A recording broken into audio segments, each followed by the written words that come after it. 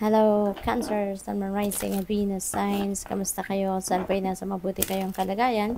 Welcome back po sa Star Tarot. Kung bago kayo dito, welcome din po kayo. Please subscribe, like, share my videos, and leave me a comment po kung naka-resonate kayo. Thank you. So, your first message is for your situation. Second card ninyo is your challenge. This is your advice.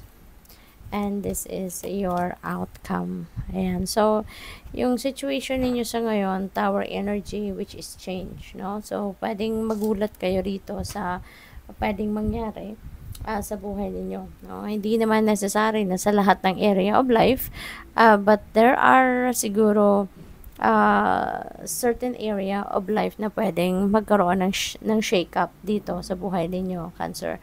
And this is a shake-up na hindi ninyo to na-anticipate or hindi ninyo ma-anticipate. Kasi, divine universe way ito of changing your life, you know. Pwedeng sa isang area of life lang ito na mangyayari. And if this message resonates with you, kayo lang makakaalam nito, no, kung anong area of life ito na magbabago. And kung ano man ang mga pangyayari dito, rest assured na this is for your best interest. Okay? This is for your highest good. Kaya lang, ayun nga lang, yung journey won't be easy. No? It won't be easy kasi nga, syempre, hindi mo to kagustuhan, hindi mo to pinaghandaan, hindi mo to alam, no, na ganito ang mangyayari. Kaya magugulat ka. Kaya medyo mawiwindang ka siguro or mabibigla ka talaga, no, sa pangyayaring ito. But at the end of the day, makikita ninyo, no, na this is for your highest good. Kaya kalma lang, okay? Kalma lang, huwag kayong maturete, huwag kayong mataranta. Kasi isipin ninyo lang lagi, no, na lahat ng ginagawa ng universe para sa atin ay para sa ikakabuti natin, para sa ikakaganda, no, ng ating mga sitwasyon. So, yung challenge ninyo is King of Cups, which is siguro dahil sa mga pagbabagong ito, no, na mangyayari, baka mahirapan kayo to balance, no, yung emosyon ninyo at yung siguro baka mawindang dito yung decision making ninyo, 'di ba? Yung parang because siguro there is a shake up na hindi ninyo na anticipate. So baka hindi kayo makapag-isip ng maayos. Hindi kayo makapag-isip na maayos, hindi ninyo mapag-isipan mabuti kung ano yung magandang gagawin dito. Kaya, importante, no, na makikinig kayo sa inyong intuition this time, Cancer, okay? It's very important for you to listen to your intuition kasi kahit may kalituhan, kahit maguguluhan ang isipan ninyo, when you follow what your intuition is telling you, makakasiguro pa rin kayo na you will be heading towards the right path, no? Kasi gagabayan kayo lagi ng intuition ninyo kung saan kayo dapat mapunta, kung ano ang dapat ninyong gawin, okay? So, yung advice naman sa inyo is Six of Swords. Ayan, Six of Swords is moving on energy. Okay? There is moving on energy rito. So, yun nga, no, because may change na mangyayari. So, kailangan na i-give up na natin, no? Ibigay na natin to sa universe kung ano man yung mga bagay or sitwasyon na kinabibilangan natin dyan, Cancer, no? Kasi baka there is a situation wherein yung bang sobra kayong naka-attach, no? Naka-attach sa sitwasyon na yan or sa tao na yan, even though hindi na to nakakabuti sa'yo. Even though hindi na kayo komportable sa sitwasyon na yan. But for some reason, kailangan talaga ninyong kumapit, no, sa sitwasyon na yan or sa tao na yan. Kaya even if it doesn't seem like it is right to do that, pero kumakapit pa rin kayo. Kaya nga magkakaroon ng pagbabago. Kasi kailangan makaalis kayo sa sitwasyon na yan because that is not serving your highest good anymore. 'Di ba? Kaya ito ngayon yung advice sa inyo, move on na.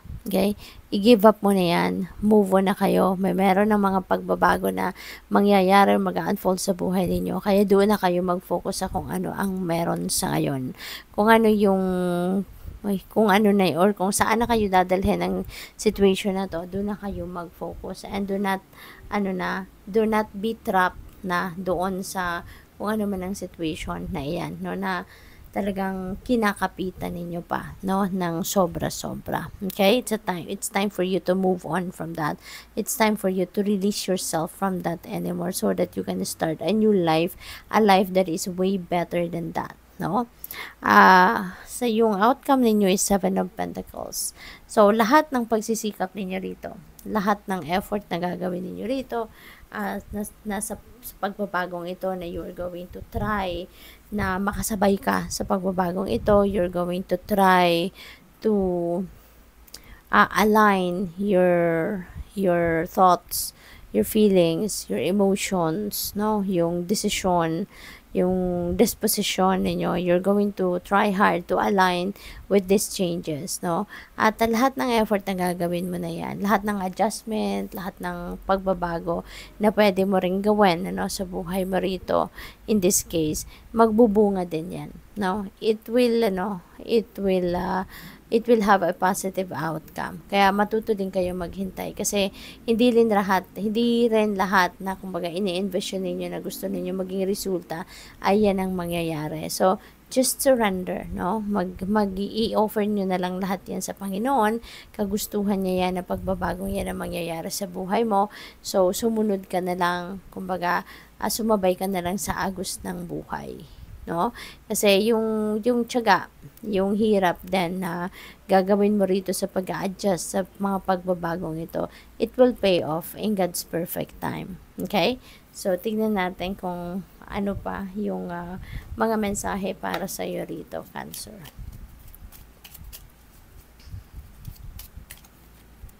We have dream, wish upon a star. Ayan. So, make a wish. No? So, siguro, hinihintay ng universe ngayon na sabihin mo kung ano yung wish mo, ano yung minimithi mo, kung ano yung minamanifest mo, yung gano'n. Kaya, wish upon a star. Okay? Kung meron kayong panahon tumingala sa langit, tumingala sa skies, diba?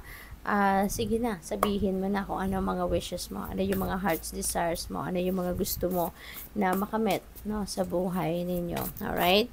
So, what else? We have groundhog spirit, time to let go. Ayan. So, 6 of Swords, letting go. Diba?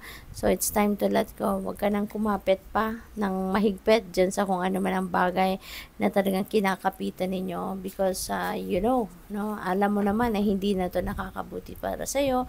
Alam mo naman na hindi yan ang best para sa'yo. Kaya, learn to let go. Learn to release it so that magkakaroon ka na ng bagong buhay, magkakaroon ka na ng bagong sitwasyon, sa buhay ninyo na yun ang mas magiging mabuti, no, para sa iyo. Yun ang maghahatid ng isang positibo, no, na pagbabago sa buhay mo. So, we have withdrawal. Ayan, so puro pag-move on ito, no. This is withdrawal, so you're also moving on dito from vices. Siguro ang pinapakita nito, yosi. So, siguro ang iba sa inyo dito nagsisigarilyo or nagyoyosi. And, probably, no, you're also going to move on from that. Siguro din, makakapag-isip-isip ka na, marirealize mo na it's about time na for you na tapusin na yan, ano, maaaring ma-realize mo na walang may dudulot na maganda yan sa buhay ninyo, no, kaya you are going to also move on from that. So, final message ninyo, faraway places, get ready for new horizons, kasi pwede rito na you are going to travel, pwedeng may travel dito and you're going to relocate. No? So, siguro sa mga pagbabagong ito na magaganap, isa na dyan yung pagbabago ng inyong tirahan, isa na dyan yung pag-relocate, pag-change ng place of residence. So, okay, good luck sa'yo. Thank you for watching. Love and light. Namaste.